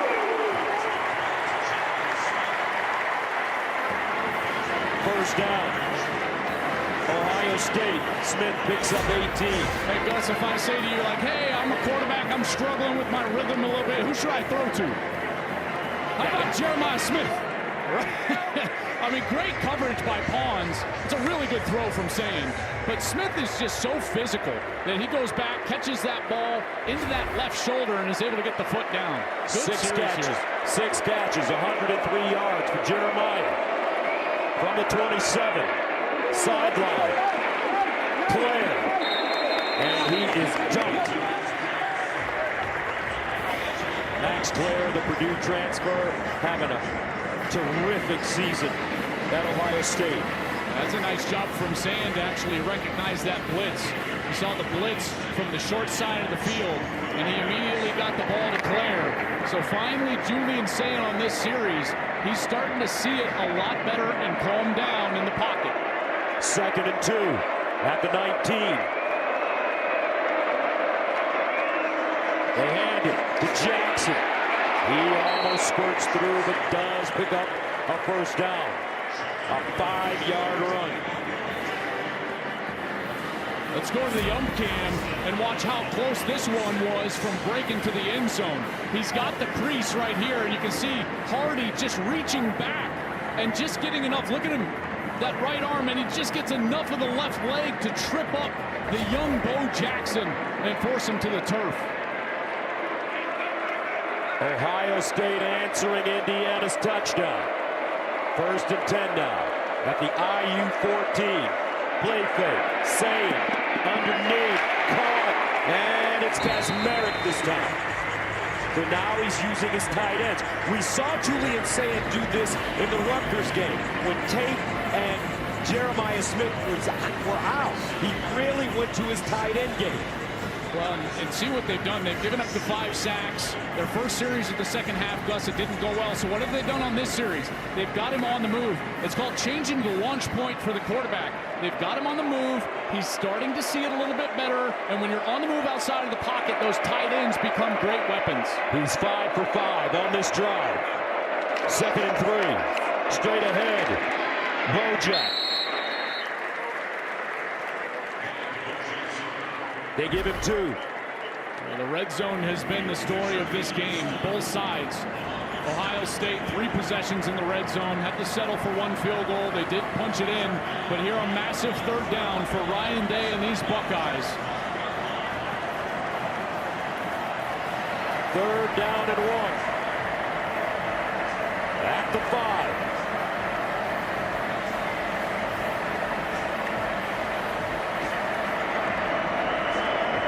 Play of the drive that started at the Ohio State 25. Sayin sprints out, looks, Sayin! Incomplete. Great coverage.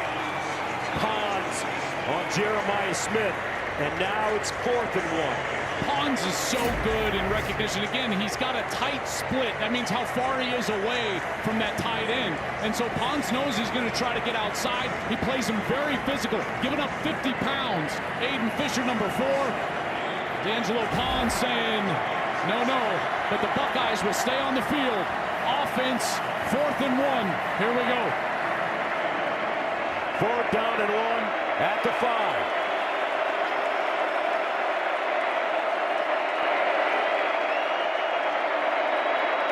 Quarterback sneak, and it looks like the Buckeyes have it.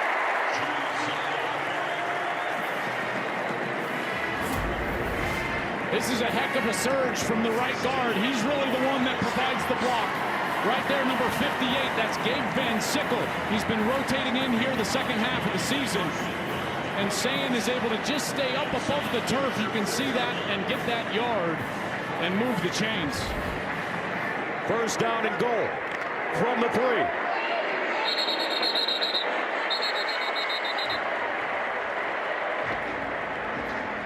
the field was the runner made the line to gain. The play's under further review. Now you could see in that replay that we gave that Julian's knee, he's got tape on his knee. And you could see that his knee was down. We're going to take a quick break here. They will review it. Ohio State down by 3. Huge turn of events here. There's Julian Sayins's knee. It's down. You can see his helmet right here, which means the ball is somewhere behind this pile of players, and he needed to get all the way to the 4-yard line. You can see he was short, and the ball doesn't get there until the end of the shot. They pieced them together, and Ohio State was turned away on review.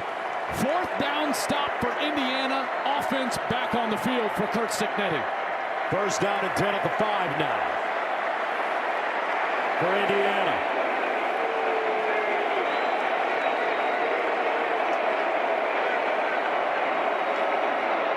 Black from 5 yards deep in his own end zone.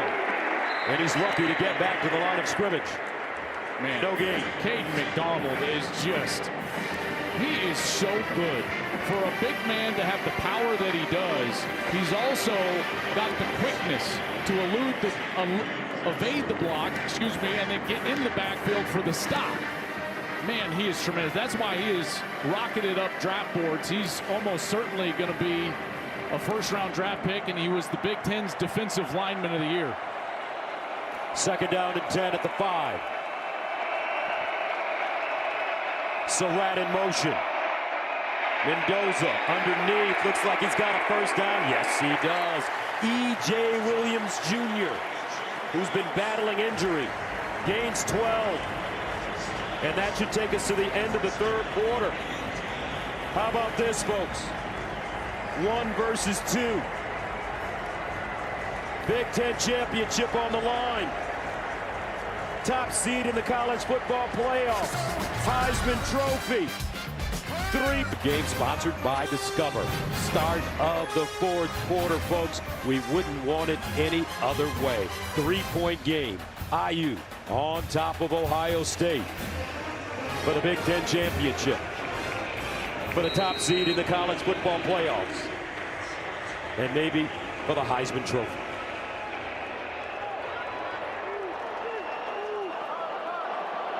First down and 10 to the 17.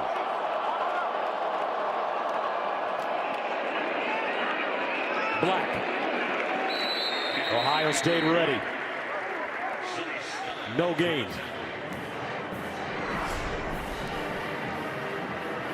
Gus, you prepare for a game where you think the 2 best teams in the sport are going to clash, and you just hope it lives up to it. This has been an absolute heavyweight fight. These defenses, plays being made, quarterbacks being battered.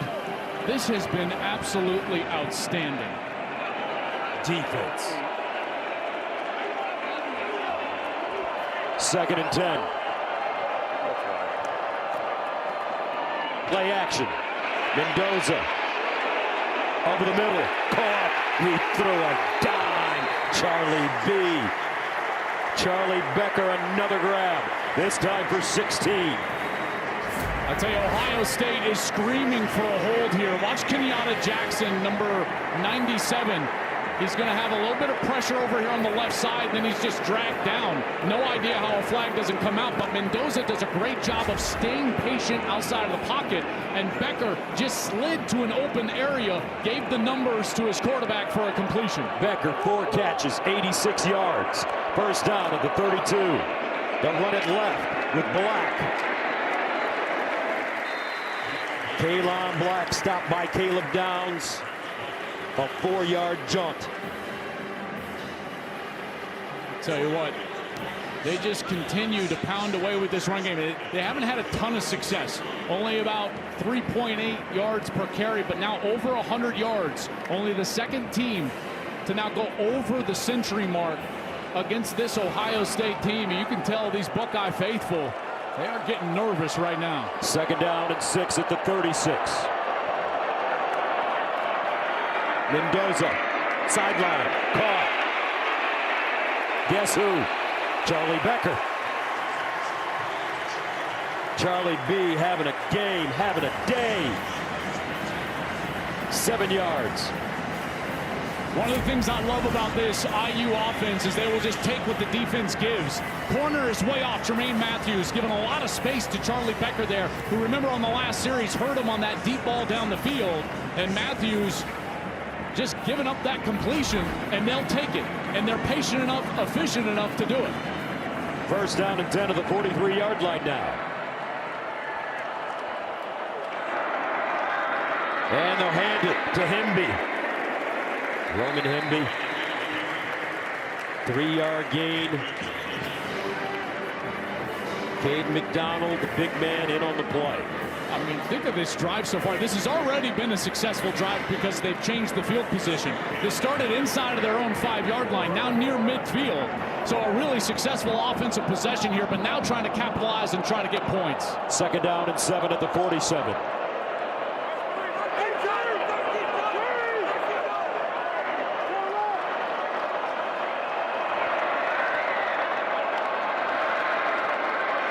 They stay on the ground with Hemby. Not a lot. And that'll bring up a big-time 3rd down and 5. Big play for Ohio State. Indiana eating up a lot of clock. Indiana went to the college football playoffs last year in Curt Cignetti's first season, but they lost to Ohio State during the regular year on the road. They lost to Notre Dame on the road in the playoffs. They felt that they couldn't prove to themselves that they were the caliber of team of an Ohio State. Here's their second chance. Mendoza rolling, and he gets rid of it. Great defense by the Buckeyes. Sonny Styles, Arvell Reese with pressure. Well, it's great coverage in the back end, but watch Arvell Reese. He starts all the way over here, and he's the one that's finally going to get the pressure on Mendoza. Watch him close. Lightning fast. This guy is huge and fast, 6'4", 243 pounds, and he closes on Mendoza, who has no choice but to throw that ball away. And he runs a 4-5. Mitch McCarthy sends it away. Ennis has it at the 7, and he's gobbled up quickly. Well done on special. Pacific Life game summary is sponsored by Pacific Life. Building confident futures for nearly 160 years. Boy, this Hoosier defense has been absolutely devastating. 5 sacks on Julian Sayin allowed their offense to get its rhythm. Elijah Surratt here in the second half, 17 yards out. They're able to get in the end zone, and a big 4th down stop for that defense on the quarterback sneak. First 12 games, Ohio State did not trail in the second half. Tonight, they've already spent 12 minutes and 17 seconds behind. These are the first snaps in Julian Sayin's career, trailing in the 4th quarter. First down and 10 at the 10-yard line. Jackson with a hole. And he'll pick up 5. Let's go downstairs and check in with Tom. Gus, during that last Buckeye defensive series, the first time all game, Julian Sayin was up off the bench. He was exhorting his offensive linemen, talking to his group of receivers and running backs, trying to make contact with every one of these offensive starters to encourage them. Ryan Day has said all season long, there's a business-like approach. This is the greatest challenge to the Buckeyes' composure at this point. See how they respond. All right, 2nd and 6 at the 14. Jackson again. Bo Jackson. Gains 10 on 2nd and 6, first down. Ohio State. He almost popped that. I was just going to say, how many times in the second half have we seen Bo Jackson so close to breaking it? Now look at the company he's joined at Ohio State. True freshman running backs with 1,000+ yards in their season. Robert Smith, Maurice Clarett, J.K. Dobbins, all-day J.K., and Travion Henderson. That's quite a list to put your name on. First down and 10 to the 24. Isaiah Weston now. Sayin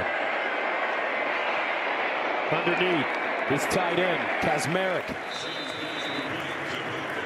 And they'll give him 4. I'll tell you, this Indiana defense, they are so good in the second level and the third level. The linebackers and the secondary. understanding the schemes that you want to run, the formations that you want to run them out of. They tried to just run a little wheel route, Gus, like slide Carnell Tate on the far side of the field, but Bryant Haynes understands these formations, and they were ready for it. And Sayin had to check the ball down to his tight end. 2nd down and 6 at the 28. West, second man through. Stephen Daly, first man to him. Only a 1-yard pickup. You can't expect too many more possessions. You know, the way this game is going, this is a huge 3rd down and 5. A massive 3rd down. And you know you're going to get some sort of simulated pressure, zone pressure from Indiana. The twists up front.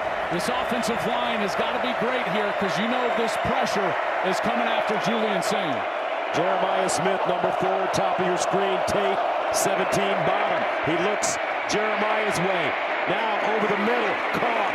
Beautiful decision by Julian Sayin. C.J. Donaldson snuck his way out of the backfield and picked up the first. They're trying to get a hook here to Jeremiah Smith, but watch the coverage. It's basically triple covered. So Sayin's got to work back left. Tate's triple covered. So he dumps it down to his back, C.J. Donaldson. That's a nice job by that offensive line, giving him time to work through his progression, get to the check down, and Donaldson is able to move the chains.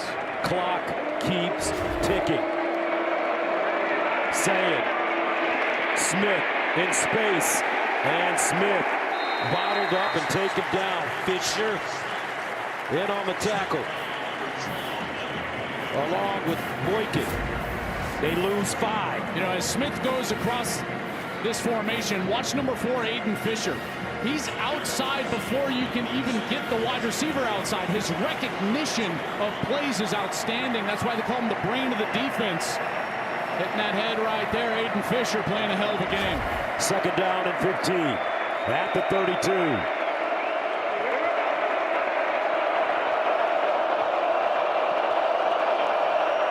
Sayin. Over the middle again. Jackson. And Isaiah Jones. First man to him. They give him 7. So that brings up 3rd and 8. Another big 3rd down for both teams. Oh my goodness, as it ticks under 6.5 minutes. These are massive snaps. Can Indiana get off the field? Can Ohio State keep the chains moving? Down by 3. Big Ten championship. Sayin, here they come. Ohio State picks it up. Sayin out of the pocket. On the move. Oh, what a catch. Carnell Tate. First down, Buckeyes. Well, as he leaves the pocket, he's going to come this direction outside of the right. Good protection initially. And a nice shot by the right tackle, Philip Daniels, mashing down that rush on the right side. And then Tate just moves with his quarterback. He's able to get that left foot down. That is a massive conversion here for Ohio State late in the 4th quarter. That's a gain of 20. First down and 10 at the 41. For the Buckeyes, 13-10. Sayin with the handoff. Jackson. And he'll plow his way through. I tell you, Bryant Haynes, the defensive coordinator, he is not sitting back. They have been aggressive. That time he came with the corner blitz off of the right side of the offense with D'Angelo Pons. Pons was the one that's able to just hit that foot of Bo Jackson and trip him up for only 2 yards. Bryant Haynes has been a masterclass tonight in the way that he has mixed up defense and made this difficult on Ohio State and their quarterback. Almost a 6-minute drive for the Buckeyes. 2nd down and 8. Play fake. Sayin in trouble. And he'll get rid of it. Daly with pressure again. You know, they keep trying to get the ball down the field. And these safeties are playing so deep. But the key to this is that there's not any intermediate zones open because the linebackers are also getting depth. This has been a good job by Indiana, but here on a third down, what we've seen Ohio State be able to do is, one, protect the passer, two, get to the checkdowns or the scramble. Now they'll go with an empty backfield here. Nope, Bo Jackson back in the backfield. This is the third and long on this drive. 3rd and 8. Here comes the blitz. They get it away. Oh, he just wants to throw it. The other side, Jackson. And he's close to a first down, but a flag. Talk about a rabbit out of the hat.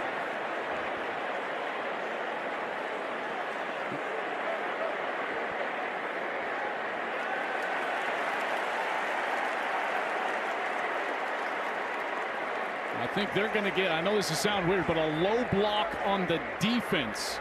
That's what I think they're going to call here. Foul. Illegal low block. Defense number 6. 15-yard penalty. First down. Mikhail Kamara, as he's trying to defend, once you're out here on the edge, you can't do this to an offensive lineman. Watch, he just goes after the legs immediately. That was the right tackle, Philip Daniels, and the flags came out immediately. So what looked like a third down stop, 4th and 1, is now an automatic first down. Ohio State clearly in field goal range and inside the red zone. 4:30 and counting. First down and 10 at the Indiana 18.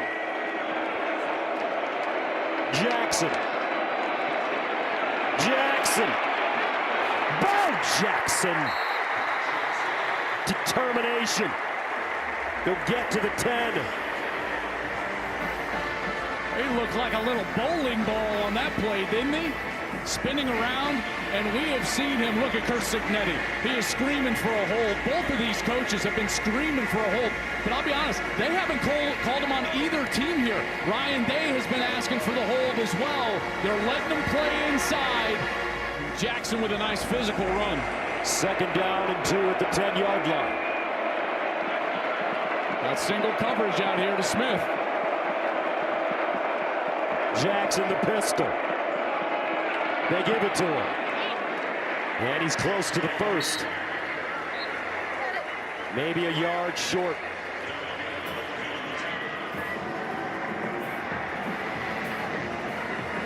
And they are going to mark him short there. But unbelievable how this Ohio State offense has been able to dominate the football. This drive, over 7 minutes. Close to 8. It started at the 10. Julian Sayin orchestrating. Play fake. Sayin rolls, looks, and complete. What a defensive play. This time by Hardy. And he's been a ball hawk. Well, they're trying to get the running back out here, Bo Jackson. Watch Bo Jackson out of the backfield. And that was a nice job picking him up. That's Caden Turner, number 14, and Hardy up the backside. That was unbelievable coverage. The transfer from Navy goes up and over, blocks that away from Bennett Christian. And Ohio State has to settle for a field goal. So Fielding comes in to attempt a 27-yarder. Good from 30 yards already today.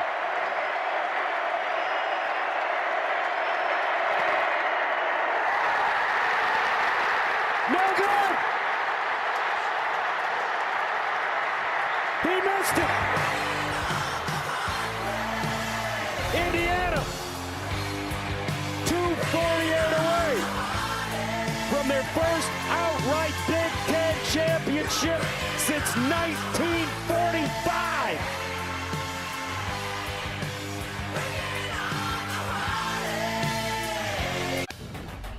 The Big Ten Championship on Fox is sponsored by Pacific Life, building confident futures for nearly 160 years. Fox College Hoops Friday delivers a huge SEC Big East matchup. Next week is Texas battles Solo Ball and 5th-ranked UConn. It all begins Friday night at 8 Eastern on Fox. What a game tonight, folks, in the Big Ten Championship. 13-10, the score remains. Jaden Fielding misses the field goal. Now the Hoosiers with the ball. at their own 20. Ohio State's got to get it back. 2:48 remaining. Ohio State with 3 timeouts. Block. Selection. A gain of 5. In these types of series, timeout. Timeout, Ohio State.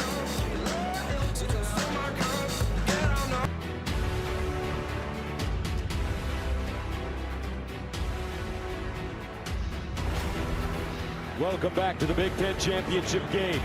2 minutes and 44 seconds remaining in the fourth quarter. Indiana leads Ohio State 13-10, facing a 2nd down and 5 at their own 25-yard line.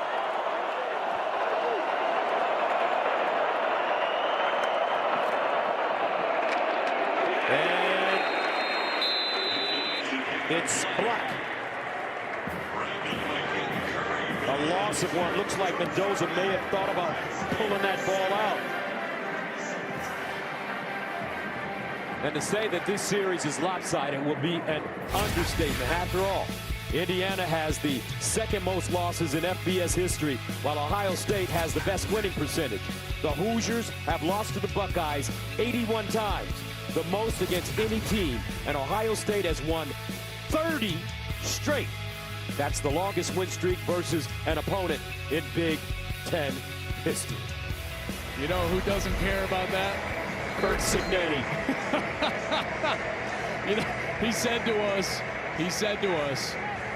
when I came here to IU, I had to change the way people think about this football program, and he has done that in a short time. I tell you, I've never seen a turnaround like this, and this man deserves so much credit. One of the best coaches in America. He's been winning at every level, every single year that he's been a head coach. Conference Coach of the Year 5 times in 4 different conferences, including back-to-back Coach of the Year awards in the Big Ten. Big play here. 3rd and 6 at the 24. Mendoza. Taliban from Nashville, Tennessee. 32 yards. This is an incredible throw, but watch Becker's release against Jermaine Matthews. He gets outside, and then he is able to put him right on his back hip, and the ball is out in front. Becker is so good down the field. He has been outstanding this 2nd half of the year. Great against Penn State.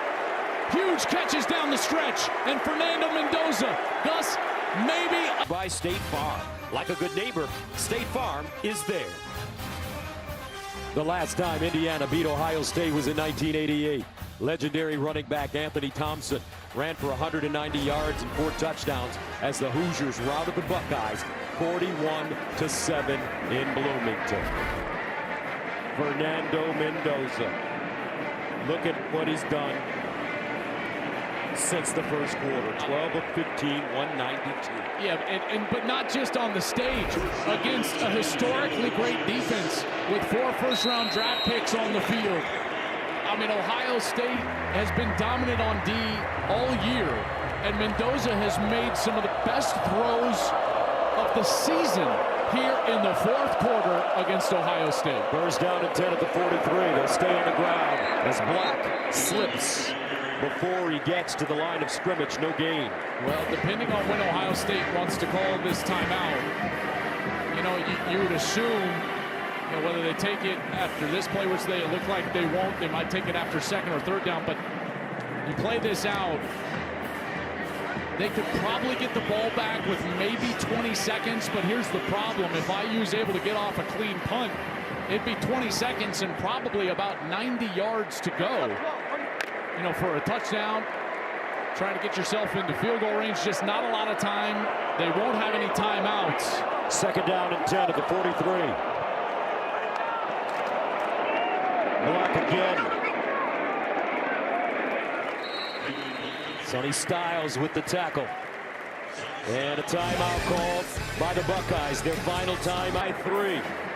3rd down and 7 for the Hoosiers. At the Ohio State 40-yard line. Can Julian Sayin get another shot at it? You know, Gus, this is one of those opportunities that if you wanted to get a big play fake, a quarterback keeper, a zone read, you know, this is one of those chances that Mendoza could take himself. 3rd down and 7. Surratt in motion. They stay on the ground with Black.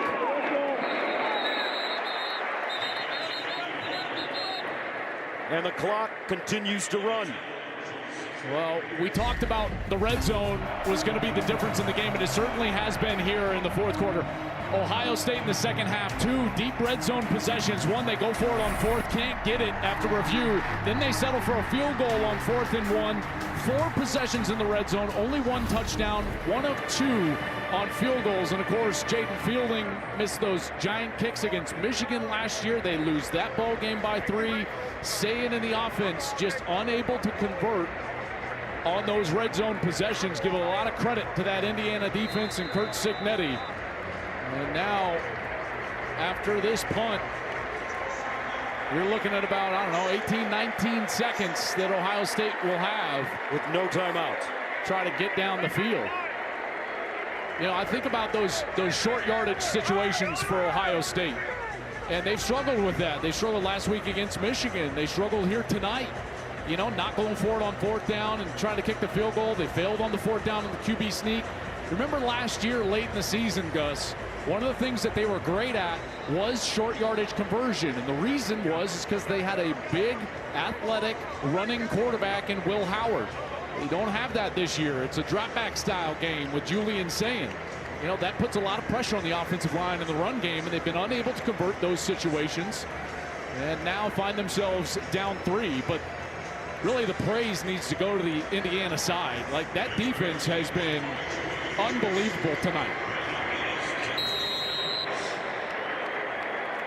Mitch McCarthy will punt it away from the 47. Ennis is deep.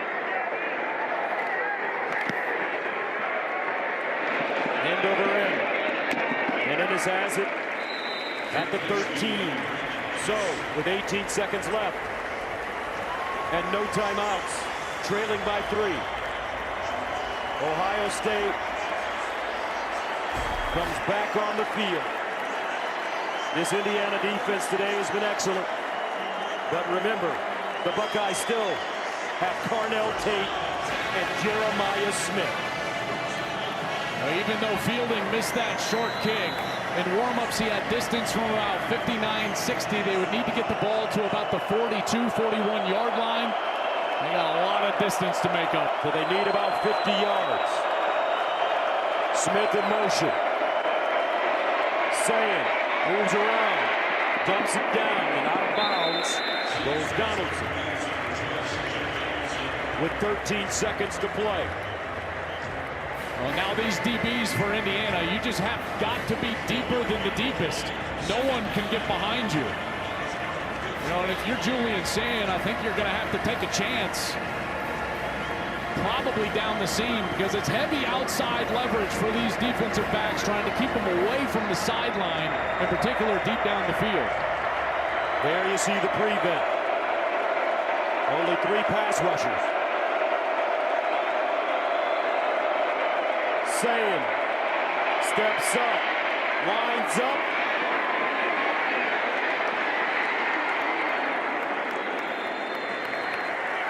And incomplete. 2 seconds to go.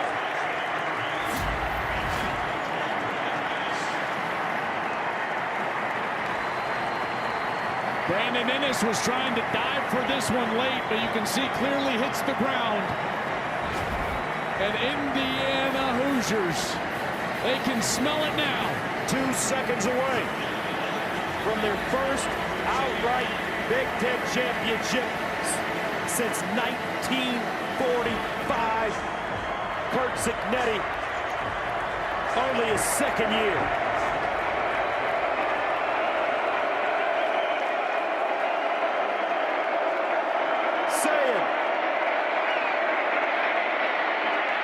Lets it go. And it is caught, but not enough. Coach Cignetti does it in 2 years. The Indiana Hoosiers are champions of the Big Ten.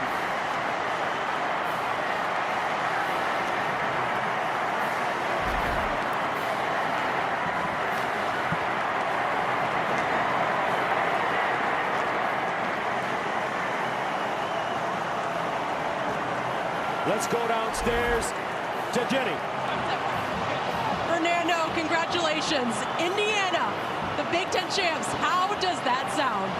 It sounds so beautiful. I want to give all the glory to God. We were never supposed to be in this position, but by the glory of God, the great coaches, great teammates, everyone we have around us, we were able to pull this off. Whoever thought the Hoosiers would be here, but now the Hoosiers are flipping champs. Let's go! You guys call yourself a bunch of misfits who found the right home at Indiana. Why was this the right place for this group?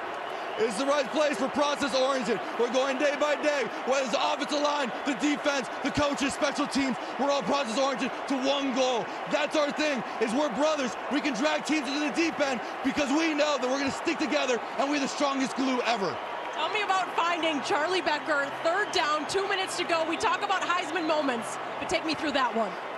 Man, what an incredible, Charlie's been, he's been every single day in summer. We were always throwing before practice, before at 7 a.m. on Sundays, doing spots, doing routes, and now you see it to come to fruition. He's my roommate, couldn't be happy for such a young man as well as our defense playing lights out. And well, everybody just, what an incredible moment. Congratulations, enjoy it. Thank you so much, God bless, go Hoosiers. Let's send it over to Tom Rinaldi. Jenny, thank you very much. Charlie Becker just handed that hat, proudly putting it on. What did this group of young men know that no one else seemed to? You know, it all started from the summer workouts when we all came together and we had a brotherhood. You know, we're all really close, and that's what creates a good culture and a good team. It's what the coaches came in here and did. They created a great culture, and you know, we're so blessed to be able to come out here, and all glory to God. You know, without him, none of this would be possible, so all glory to him. How would you describe the connection you share with and the leadership of your quarterback? As soon as Fernando got here, me and his brother, we've been roommates since our freshman year when we first got here. So as soon as his brother got here, you know, we were already super close, and every single spring at 5:30, 6 in the morning, we would go to the indoor, work on that connection, and it's amazing to see it pay off. A message to America about your coach, Coach Cignetti. The Hoosiers are real, and we're here. You can't say it any better than that. Congratulations. Enjoy with your teammates, Charlie. Thank you so much. All right, Fernando Mendoza leads his team to the Big Ten championship, the top seed in the college football playoffs. And folks,